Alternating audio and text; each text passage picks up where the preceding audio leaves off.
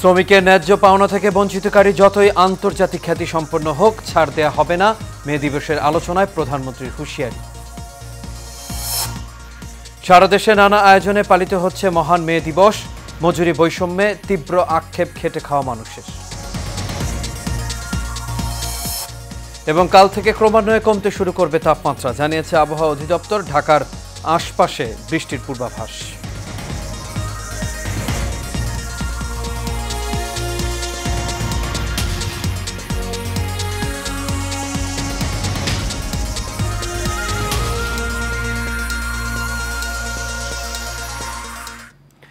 সবাইকে স্বাগত এশিয়া নিউজে। দর্শক, পুরো সংবাদ জুড়ে আপনাদের সঙ্গে আছি আমি আনোয়ার রাজ। এতক্ষণ শুনছিলেন বিআরবি কেবল ইন্ডাস্ট্রিজ লিমিটেড সংবাদ শিরোনাম। এবার চলে যাচ্ছি পুরো খবরে। শ্রমিকদের ন্যায্য পাওনা থেকে কেউ বঞ্চিত করলে সে যত বড় আন্তর্জাতিক খ্যাতিসম্পন্ন হোক না কেন ছাড় দেয়া হবে না বলে হুঁশিয়ারি দিয়েছেন প্রধানমন্ত্রী শেখ হাসিনা। তিনি বলেন, খেটে খাওয়া মানুষের ভাগ্য পরিবর্তনই আওয়ামী লীগের লক্ষ্য।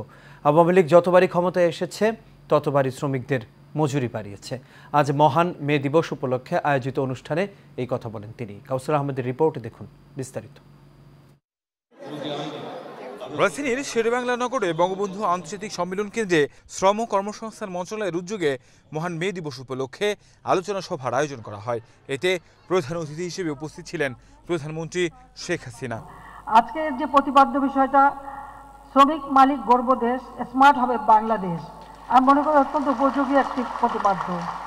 এ সময় প্রধানমন্ত্রী বলেন, বিএনপি আগুন দিয়ে শ্রমজীবী মানুষদের পুড়িয়ে মেরেছে, অন্যদিকে আওয়ামী লীগ সরকার খেটে খাওয়া মানুষের ভাগ্য পরিবর্তনে কাজ করে যাচ্ছে। এটা আমাদের জাতির কাছে দেওয়া ওয়াদা, সেটা আমরা করে যাচ্ছি, করে যাব। এর জন্য দুয়ারে দুয়ারে কারো দুয়ারে ধর্ণা দেওয়ার দরকার নেই। দেশ আমাদের, এদেশের মাটি মানুষকে আমরা চিনি, নদী নালা খাল বিল আমরা চিনি। এদেশের মানুষের ভাগ্য কিছু পরিবর্তন হয় আমাদের থেকে ভালো আর কেউ জানবে না, এটাই হচ্ছে বাস্তবতা। এ সময় শ্রমিকের ন্যায্য পাওনা থেকে বঞ্চিতকারীদের ছাড় দেওয়া হবে না বলে হুঁশিয়ারি দেন সরকার প্রধান। কেউ যদি আমাদের শ্রমিকদের ন্যায্য পাওনা থেকে বঞ্চিত করে, সে যে যত বড়ই হোক না কেন, আন্তর্জাতিক খ্যাতি সম্পন্ন হলেও তাদেরকে আমরা ছাড়ি না, ছাড়বো না। শ্রমিকের পাওনা যথাযথভাবে পরিশোধ করতে হবে, তাদের ভালো মন্দ দেখতে হবে। শ্রমিকদের উপযুক্ত করে গড়ে তোলায় সরকারের লক্ষ্য জানিয়ে প্রধানমন্ত্রী বলেন, 2041-এর স্মার্ট বাংলাদেশ বিনির্মাণে শিক্ষা দীক্ষায় কেউ পিছিয়ে থাকবে না। কারণ আমরা 8 নির্বাচনে ঘোষণা দিয়েছিলাম ডিজিটাল বাংলাদেশ আমরা করেছি, আর এবারে আমাদের ঘোষণা হচ্ছে 2041 সালের মধ্যে স্মার্ট বাংলাদেশ গড়ে তুলব। এই ক্ষেত্রে শিক্ষায় দীক্ষায় এবং ট্রেনিংয়ে, কারিগরি শিক্ষায় আমাদের কেউ পিছিয়ে থাকবে না, সেটাই আমাদের লক্ষ্য। কাউসার আহমেদ, এশিয়ান টেলিভিশন, ঢাকা।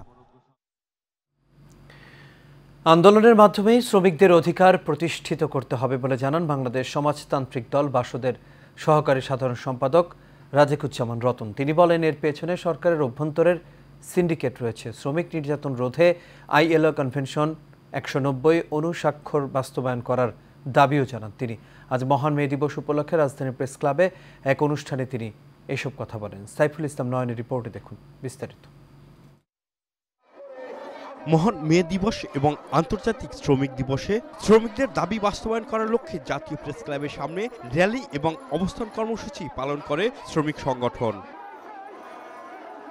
এ সময় আন্দোলনরত শ্রমিকরা তাদের 10 দফা দাবি আদায়ের লক্ষ্যে সরকারের সহযোগিতা কামনা করেন।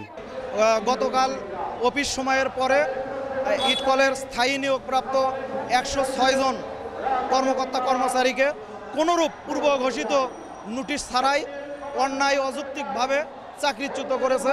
গার্মেন্টস সেক্টরে 12,500 টাকা মজুরির সাথে আমাদের শ্রমিকদের জন্য রেশনিংয়ের ব্যবস্থা করবে। আমরা চাই 2024-25-এর যে আসন্ন বাজেট, সেই বাজেটের মধ্যে যাতে শ্রমিকদের এই রেশনিংয়ের ব্যবস্থাটা করে। গাড়ি আমাদের, গ্যাস আমাদের, শোরুম আমাদের, এই 40% যদি কর্তন করে তাহলে কিচ্ছু থাকে না। কিন্তু যারা এই রাইড শেয়ারিং কোম্পানি আছে তারা এই সেক্টর থেকে হাজার হাজার কোটি টাকা ইন্ডিয়ার দোহাই দিয়ে বিদেশ পাচার করতেছে। শ্রমিক নেতাদের দাবি একটি মহল নিজেদের স্বার্থে শ্রমিকদের অধিকার থেকে বঞ্চিত করছে। শ্রমিকদের দাবি মেনে না নিলে আগামীতে কঠোর আন্দোলনের হুঁশিয়ারিও দেন শ্রমিক নেতারা। শ্রমিকদের সামাজিক নিরাপত্তার জন্য বাজার দরের সমঝোতা রেখে একটি মজুরি গঠন করা দরকার। এবং শ্রমিকদের যে সামাজিক নিরাপত্তা, সেই সামাজিক নিরাপত্তার আইনটি তৈরি করা দরকার। দয়া বা করুণা ভিক্ষা করে শ্রমিকের অধিকার প্রতিষ্ঠিত হয় নাই, ফলে আন্দোলনের পথেই এ যাবৎকালের যতটুকু অধিকারটা অর্জিত হয়েছে। মে দিবস আমাদের শেখায় যে আন্দোলনের পথেই শ্রমিকদের ন্যায্য অধিকার আদায় করতে হবে। যতদিন শ্রমিকদের ঐক্যবদ্ধ আন্দোলন শক্তিশালী না হবে, ততদিন আমাদের অধিকার থেকে আমাদের বঞ্চনা চলতেই থাকবে। 1886 সালে আন্দোলনরত শ্রমিকদের উপর পুলিশ গুলি চালায়, এতে অনেক শ্রমিক হতাহত হন। তাদের আত্মত্যাগের মধ্য দিয়ে দৈনিক কাজের সময় 8 ঘন্টা প্রতিষ্ঠিত হয়েছিল। এরপর থেকে দিনটি মে দিবস হিসেবে পালিত হয়ে আসছে। সাইফুল ইসলাম নয়ন, এশিয়ান টেলিভিশন, ঢাকা। ন্যায্য মজুরি ও 8 ঘন্টা কাজের জন্য প্রাণ দিলেও এখনও দাসত্ব থেকে মুক্তি মেলেনি শ্রমিকদের। জীবন সংগ্রামে ভাগ্যের চাকা ঠেলতে ক্লান্তিহীনভাবে তারা ছুটে চলেছেন পরিবার পরিজনের মুখে দুবেলা আহার তুলে দিতে। হিমশিম খাওয়া এই মানুষগুলোর মধ্যে রয়েছে মজুরি বৈষম্যের তীব্র আক্ষেপ। শহীদুল হক জীবনের ক্যামেরায় রকিব মানিকের রিপোর্টে দেখুন বিস্তারিত।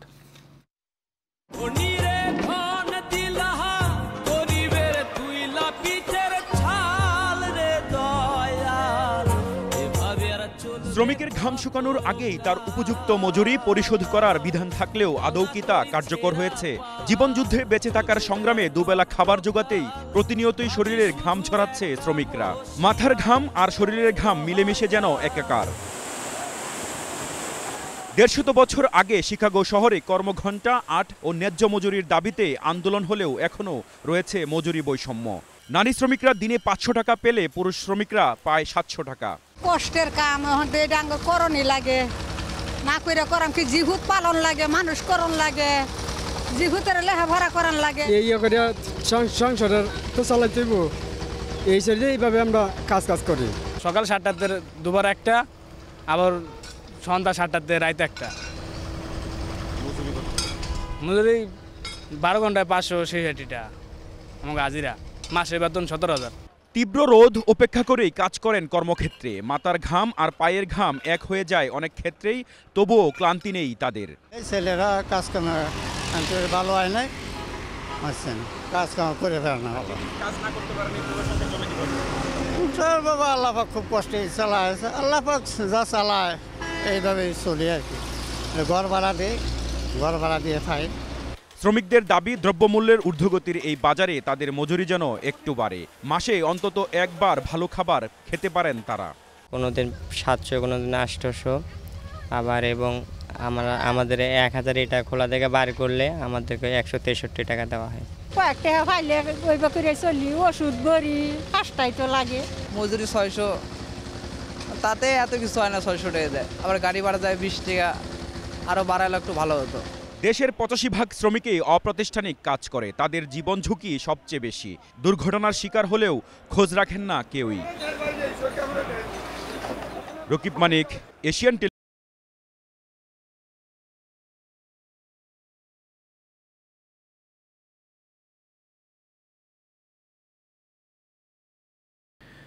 স্বল্পোন্নত দেশ থেকে এখন মধ্যম আয়ের দেশে যাত্রা বাংলাদেশের। স্বাধীনতার 5 দশক পেরিয়ে আর্থসামাজিক নানা পর্যায়ে এসেছে সাফল্য। এক্ষেত্রে সবচেয়ে বড় অবদান রেখেছেন শ্রমিকরা, কিন্তু কর্মঘণ্টা, কর্মনিরাপত্তা এবং ন্যায্য মজুরি প্রাপ্তিতে এখনও পিছিয়ে আছে তারা। শ্রমিক সংগঠনের মতে প্রাতিষ্ঠানিক শ্রমিকদের তুলনায় বেশি আয় বৈষম্যের শিকার হচ্ছেন অপ্রাতিষ্ঠানিক খাতের শ্রমিকরা। রানা আহমেদের প্রতিবেদনে বিস্তারিত জানাচ্ছেন আরবি ইসলাম হিমু। আজ মহান মে দিবস, পৃথিবীর সব শ্রমজীবী মানুষের এক অমর প্রেরণার উৎস। কিন্তু এখনো তপ্ত রোদ উপেক্ষা করে পেশির দাপটে রক্ত পানি করে যে জীবনযোদ্ধার শ্রম ঘামে গড়ে ওঠে সভ্যতা, যাপিত জীবনের আশ্রয়, সেই শ্রমিকের গড়া অট্টালিকায় থেকেও তাদের কথা ভাবার সময় মেলে না কারো। সব জিনিসের দাম ঠিকই বাড়ছে, কিন্তু এই কাজের যে রেট, এই কাজের রেট কিন্তু বাড়ে না। সরকারের কাছে আমার কাছে দাবি আছে, আমাকে রেট বাড়াই দিতে হবে, কষ্টের মজুরি বাড়াই দিতে হবে, সব জিনিসপত্রের দাম কমাই দিতে হবে, নাহলে আমাকে চলে থাকতে খুব কষ্ট হয়ে যায়। তাদের যে পরিশ্রম, তাতে তাদের তো আরও মূল্য বৃদ্ধি হওয়া উচিত। সরকারের থেকে পদক্ষেপ নেয় তাহলে সম্ভব। যে কাজ করি আমরা, এই বেতন দেয় আমাদের হয় না। সব সেক্টরে কিন্তু আপনার বেতন বাড়ে, যেমন গার্মেন্টস, অফিস আদালত সব দিক দিয়ে বাড়ে, কিন্তু আমাদেরটা বাড়ে না।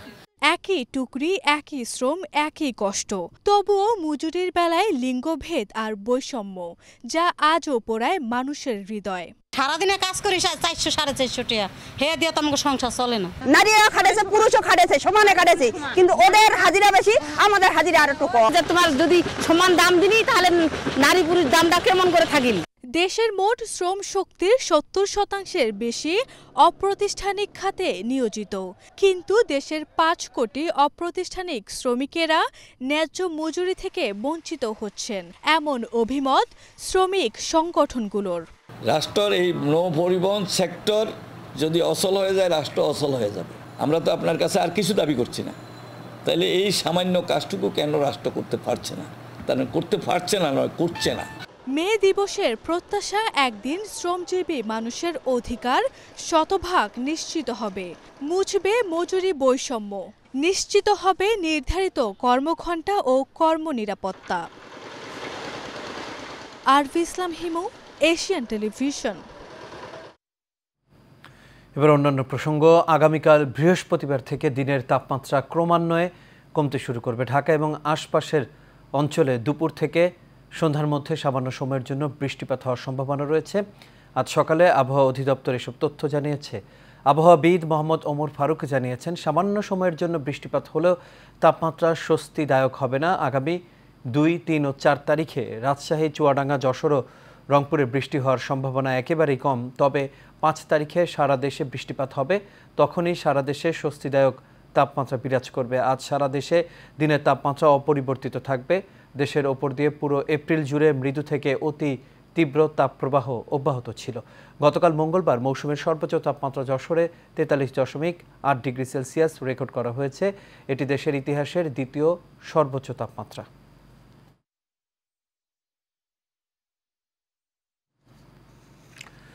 দর্শক, কুষ্টিয়ার কুমারখালী থেকে তাপদাহের বিস্তারিত জানাচ্ছেন সহকর্মী KMR শাহিন।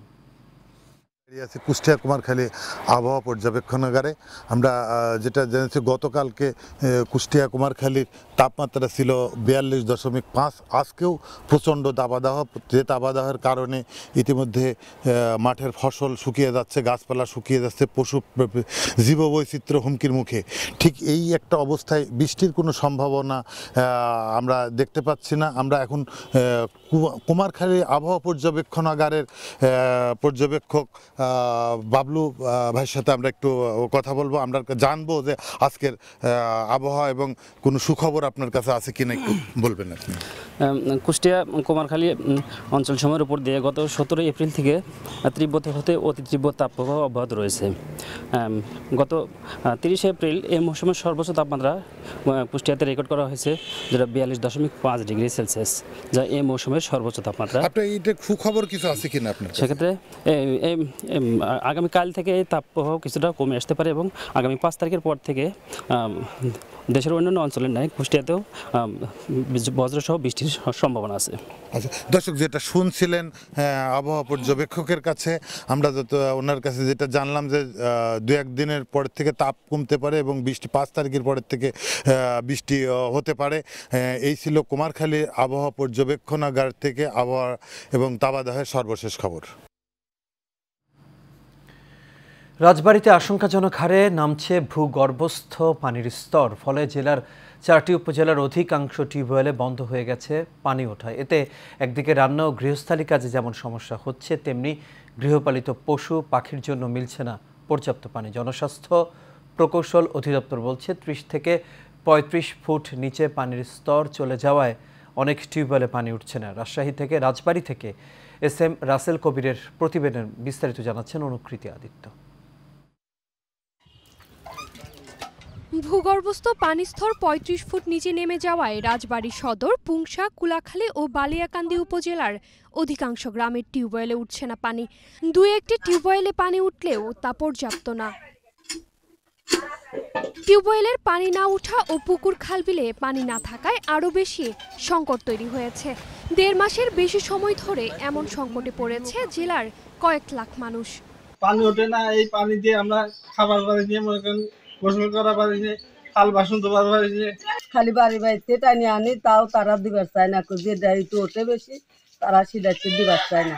গোসল করা, গরুর খাওয়ান দাওয়ান আমাদের খুবই কষ্ট হয়েছে। গত বছর পর্যন্ত কিছু কিছু পানি পাইছে, এবার আর পানি আর উঠছে না। হয়তো 8-10টা চাপ দিলে পরে দেখা যায় পানিটা একটু একটু মানে ওঠে, হয়তো 10-20 চাপের নিচে বড় জগ ভরে না।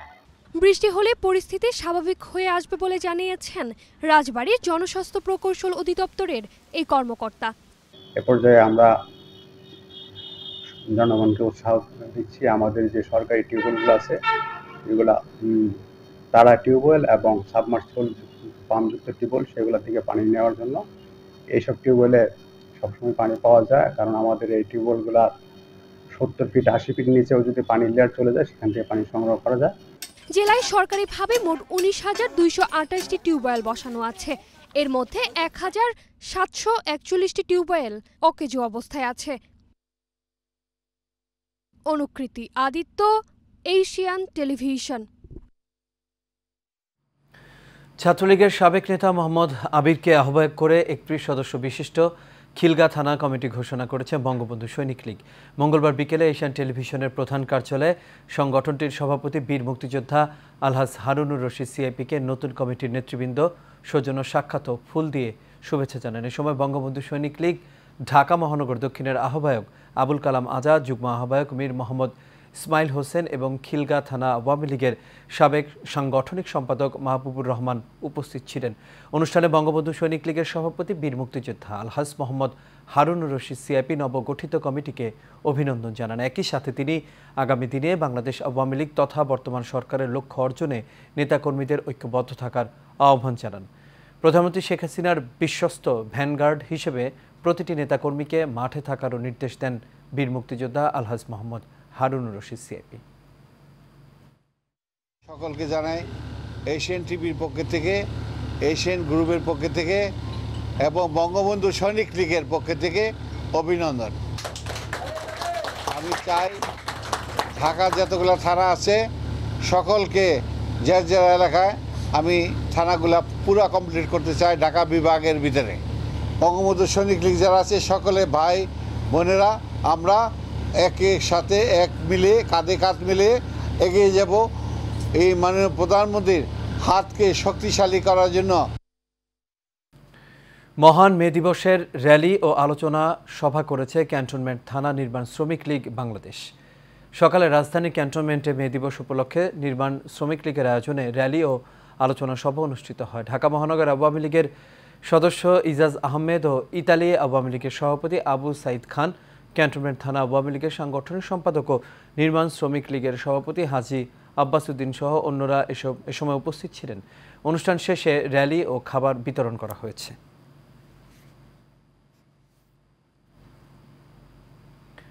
নিরাপদ কর্মপরিবেশ, সুস্থ শ্রমিক ও উন্নত দেশ, এই স্লোগানকে সামনে রেখে শ্রমিকদের অধিকার আদায়ের লক্ষ্যে পালিত হচ্ছে মে দিবস। অ্যাপ ভিত্তিক রাইড পরিষেবার মধ্যে যুক্ত থাকা চালকরাও শ্রমিক, তাই তাদের শ্রমিক হিসেবে স্বীকৃতি প্রদান করে 8 ঘন্টা কর্মসময় এবং ন্যায্য পারিশ্রমিক সহ সকল প্রকার ন্যায্যতা প্রতিষ্ঠা করার দাবি জানিয়েছেন এই খাতে জড়িতরা। এ সময় উপস্থিত ছিলেন অ্যাপ ভিত্তিক রাইড পরিষেবা সংগঠনটির সভাপতি বেলাল আহমেদ, সহ সাংগঠনিক সম্পাদক শেখ মহসিন, সংগঠনটির সভাপতি শ্রমিকদের ন্যায্য অধিকার এবং অ্যাপ ভিত্তিক শ্রমিকদের নিবন্ধনের দাবি জানান। শ্রমের অধিকার প্রাপ্তির অধিকার আছে, আমাদেরকে শ্রমিক স্বীকৃতি দিয়ে আমাদেরকে সকল ধরনের শ্রম অধিকার প্রদানের মাধ্যমে রাষ্ট্রের চাকা আরো সচল রাখার সুযোগ রাষ্ট্র করে দেবে। আমাদের কর্মের 8 ঘন্টা কর্মসময় এবং এই 8 ঘন্টার ভিতরেও একজন চালক হিসেবে আমার ন্যায্য পারিশ্রমিক পেয়ে আমি যাতে আমার পরিবার পরিজন নিয়ে চলতে পারি, এইটাই হচ্ছে রাষ্ট্রের কাছে আমার একমাত্র দাবি। তীব্র তাপপ্রবাহ ও কম বৃষ্টিপাতের কারণে গ্রীষ্মকাল দীর্ঘস্থায়ী হচ্ছে, ফলে তাপমাত্রা প্রতিনিয়ত বেড়েই চলছে। বিপজ্জনক মাত্রায় উত্তপ্ত তাপমাত্রায় চাঁদপুরের কৃষকরা বেছে নিয়েছে ভিন্ন পথ। বোরো ধান পেকে যাওয়ায় তারা এখন আর দিনে নয় রাতের আঁধারে কাটছে ধান। এবছর তীব্র তাপদাহের কারণে লক্ষ্যমাত্রার চেয়েও কিছুটা ঘাটতি হতে পারে বলছে কৃষি বিভাগ। প্রতিনিধি সুমন আহমেদের তথ্য ছবিতে বিস্তারিত জানাচ্ছেন আরবি ইসলাম হিমু। তীব্র তাপদাহে চাঁদপুরে বিপর্যস্ত হয়ে পড়েছে জনজীবন। অতিরিক্ত গরমের কারণে দিনের বেলা ধান কাটতে পারছেন না কৃষক, তাই বাধ্য হয়ে রাতে ধান কাটছেন তারা। বৃষ্টিপাত কম হওয়ার ফলে সারা দেশের মতোই স্বাভাবিক হচ্ছে না চাঁদপুরের তাপমাত্রা, আর এই তাপদাহের ফলে বেশি বিপাকে পড়েছে জেলার বোরো ধানের চাষিরা। আমি 40-42 বছরের মধ্যে এরকম তাপমাত্রা আর এত গরম কোনোদিন দেখিনি। সেজন্য আমার ধান ক্ষেতের ধান আমি নিজেই কাটতেছি। সকালে আইসো আমি রোদে ঠেলায় বাড়িতে ফিরে গেছি, এখন রাত্রে কাজ করতে আইছি, বাড়িতে অনেক চিন্তায় আছে। দিনের বেলায় ধান কাটতে গেলে এলাকার ভিতরে সেরকম শ্রমিক পাওয়া যাচ্ছে না, ধান কাটার লোক পাওয়া যাচ্ছে না। স্থানীয় কৃষকরা জানান তীব্র গরমে 800 টাকা মজুরি দিয়েও পাওয়া যাচ্ছে না শ্রমিক। এদিকে টানা তাপদাহে ধানের উৎপাদনে কিছুটা ব্যাঘাত ঘটতে পারে বলে ধারণা করছে কৃষি বিভাগ। আমরা মনে করি এটি একটি ভালো উদ্যোগ। আমরা জানি যে ধান 80% পাকার পরে কিন্তু এটা কেটে ফেলতে হয়। সেক্ষেত্রে যদি মাঠে যদি ধান পড়ে থাকে সেক্ষেত্রে কিন্তু আমরা বলে থাকি যে 10 থেকে 12% ঝরা ধান হয়ে যায়, ফলে কৃষকের ক্ষতি হবে। এক্ষেত্রে যদি কৃষকরা সন্ধ্যার পর চাঁদের আলোয় যদি কাটে ধানগুলো ঘরে তোলে, তারা আমি মনে করি যে এটা একটি ভালো উদ্যোগ। জেলা কৃষি বিভাগের তথ্য মতে চলতি মৌসুমে এই জেলার 62,650 হেক্টর জমিতে বোরো ধানের আবাদ হয়েছে। আরভি ইসলাম হিমু, এশিয়ান টেলিভিশন। চিশতিয়া সাইদিয়া দরবার শরীফে প্রতি মাসের ন্যায় এবারও মাসিক সিন্নি অনুষ্ঠানের আয়োজন করা হয়েছে। মঙ্গলবার রাজধানীর সায়দাবাদে আয়োজিত এই অনুষ্ঠানে উপস্থিত ছিলেন দেশ বিদেশ থেকে আগত ভক্ত আশেকান বৃন্দ এবং বাংলাদেশের ব্যবসায়ী বৃন্দ, উচ্চপদস্থ কর্মকর্তা বৃন্দ সহ কয়েকজন ওয়ার্ড কাউন্সিলর ও হুজুরের ভক্ত আশেকানগণ। সিন্নি বিতরণ অনুষ্ঠান শেষে দোয়া করেন হুজুর দেয়ান মোহাম্মদ সাইদুর রহমান চিশতি সাইদাবাদে। এ সময় দেশ, জাতি তথা সারা বিশ্বের মানুষের জন্য দোয়া করেন তিনি। বিশেষ করে চলমান এই তীব্র তাপদাহ থেকে মুক্তি লাভের দোয়া করেন দেয়ান মোহাম্মদ সাইদুর রহমান চিশতি সাইদাবাদী।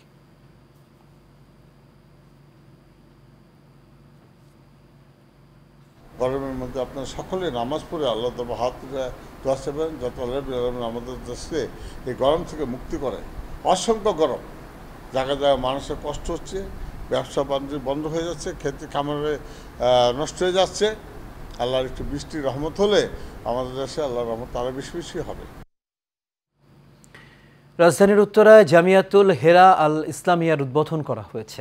আজ উত্তরার 11 নম্বর সেক্টর আল হেরা কিডস হ্যাভেন উত্তরা শাখায় এই উদ্বোধনী অনুষ্ঠানের আয়োজন করা হয়। এতে প্রধান অতিথি ছিলেন শিক্ষা সচিব মাওলানা লিয়াকত আলী। বিশেষ অতিথি ছিলেন আল হেরা ইসলামিক স্কুল অ্যান্ড মাদ্রাসার প্রতিষ্ঠাতা পরিচালক মাওলানা আলী আজম, মাদ্রাসাতু আহমদের প্রতিষ্ঠাতা পরিচালক মাওলানা জোবায়ের আহমেদ। স্বাগত বক্তব্য রাখেন মাওলানা জাফর আহমদ মজুমদার। অনুষ্ঠানে শুভেচ্ছা বক্তব্য রাখেন আল হেরা শিক্ষা পরিবারের উপদেষ্টা মাওলানা হারুনুর রশিদ সিরাজি।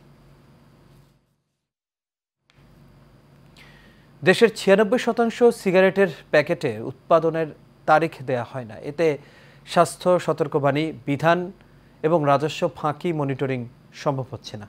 Tobacco control and research cell TCRC, Dhaka international university ও বাংলাদেশ তামাক বিরোধী জোট বাটার আয়োজনে তামাকজাত দ্রব্যের সচিত্র স্বাস্থ্য সতর্কবাণী বাস্তবায়ন বর্তমান অবস্থা শীর্ষক এক গবেষণার ফল প্রকাশ অনুষ্ঠানে বক্তারা এসব দাবি জানান।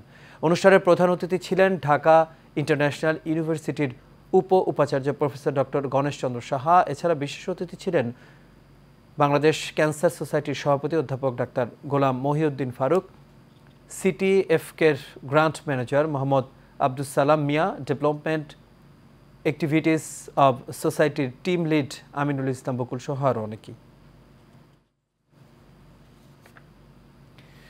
রাজধানীর তুরাগ থানা আওয়ামী লীগের পক্ষ থেকে তীব্র গরমে অতিষ্ঠ পথচারী ও শ্রমজীবী মানুষের মাঝে বিশুদ্ধ পানীয়, খাবার, স্যালাইন বিতরণ করা হয়েছে। তুরাগ থানা আওয়ামী লীগ নেতা মনির হোসেন সহ নেতাকর্মীরা সাধারণ মানুষের মাঝে এসব খাবার, পানি, স্যালাইন ও শরবত বিতরণ করেন। এ সময় তারা বলেন, গরমের তীব্রতা যতদিন থাকবে ততদিন এই কর্মসূচি অব্যাহত থাকবে। আন্তর্জাতিক মহান মে দিবস উপলক্ষে আদিব ল্যান্ডমার্ক লিমিটেডের পক্ষ থেকে পথচারীদের মাঝে শরবত ঠান্ডা পানি বিতরণ কর্মসূচি অনুষ্ঠিত হয়েছে। দুপুরে রাজধানীর পশ্চিম যাত্রাবাড়িতে তীব্র গরমে অতিষ্ঠ মেহনতি মানুষ এবং সর্বস্তরের জনগণের পাশে দাঁড়াতেই এই কর্মসূচি পালন করে আদিব ল্যান্ডমার্ক লিমিটেড। অনুষ্ঠানে পশ্চিম যাত্রাবাড়ি পঞ্চায়েতের সর্দার ওমর শরীফ পলাশ ও আদিব ল্যান্ডমার্ক লিমিটেডের পরিচালক হুমায়ুন কবির ভূঁইয়া সহ স্থানীয়রা উপস্থিত ছিলেন। পরে রাজধানীর যাত্রাবাড়ি ৪৮ নম্বর ওয়ার্ড কাউন্সিলর আবুল কালাম অনু ও ওয়ার্ড আওয়ামী লীগের সভাপতি গিয়াসউদ্দিন গিশুর উদ্যোগে বিভিন্ন স্থানে শরবত বিতরণ করা হয়। কর্মক্ষেত্রে নারীদের অধিকার শ্রম আইন দ্বারা সুরক্ষিত, কিন্তু অধিকাংশ কর্মজীবী নারী সে বিষয়ে সচেতন নয় বলে নিজেদের কর্ম পরিবেশে নিজেরাই অবহেলিত থেকে যায়। চট্টগ্রামে আলিয়ান্স ফ্রাসেস মিলনায়তনে কর্মক্ষেত্রে নারী শীর্ষক এক গোল টেবিল বৈঠকে এমনই মন্তব্য করেছেন বক্তারা। সামাজিক কাঠামোগত পরিবেশে অনেক ক্ষেত্রে নারীরা ন্যায় বিচার পান না বলে জানান তারা। বক্তারা বলেন, ধর্মীয় সামাজিক প্রথা ও রীতিনীতির নামে এক ধরনের কুসংস্কার এখনও নারীদের বঞ্চিত করে রেখেছে তাদের প্রাপ্য অধিকার থেকে। বৈঠকে কি note speaker Ludmila Farid, advocate Rehnuma Alam সহ আরও অনেকে উপস্থিত ছিলেন। নারী বান্ধব কিংবা নারী সমতা আনা ছাড়া তো অর্জন করা সম্ভব না। সো স্মার্ট বাংলাদেশ নারী স্বাধীনতা কিংবা নারীর ক্ষমতায়নের মাধ্যমেই আসতে হবে। আমরা যেন আমাদের সম অধিকার, সম অপরাধবোধের যে জায়গাগুলো, সেগুলো যেন আমরা ইকুয়ালি ইমপ্লিমেন্ট করতে পারি। প্রধানমন্ত্রী অনেক কাজ করেছেন উইমেন এম্পাওয়ারমেন্টের জন্য, কিন্তু প্রধানমন্ত্রী শুধু একলা করলে হবে না, নারী সংগঠনদেরকেও কাজ করে হবে, অন্য নারীদেরকেও আমাদেরকে তুলে ধরতে হবে। আমি মনে করি আমাদের মেয়েরা বুঝতে পেরেছেন যে তাকে আসলে কি করা উচিত, তাদের কিভাবে আরও নিজেদেরকে সচেতন করতে পারবো এবং এই সংক্রান্ত কি ধরনের আইন আছে, যে আমাদের নিজেদের মধ্যে সচেতনতা তৈরি করতে হবে, সাথে আইনের প্রতি শ্রদ্ধাশীল থাকতে হবে। আর এরই সাথে শেষ করবে এশিয়া নিউজ। তবে যাবার আগে বিআরবি কেবল ইন্ডাস্ট্রিজ লিমিটেড সংবাদ শিরোনামগুলো দেখে নেব দর্শক। আর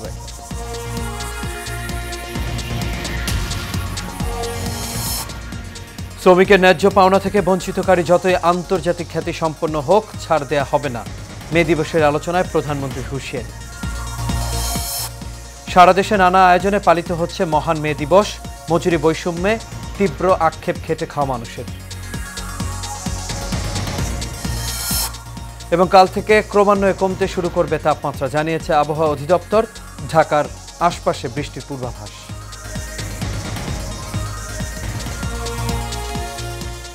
দর্শক, এই ছিল আমাদের এখনকার আয়োজন। আমাদের পরবর্তী সংবাদ দেখার আমন্ত্রণ রইল। এতক্ষণ সাথে থাকার জন্য সবাইকে ধন্যবাদ।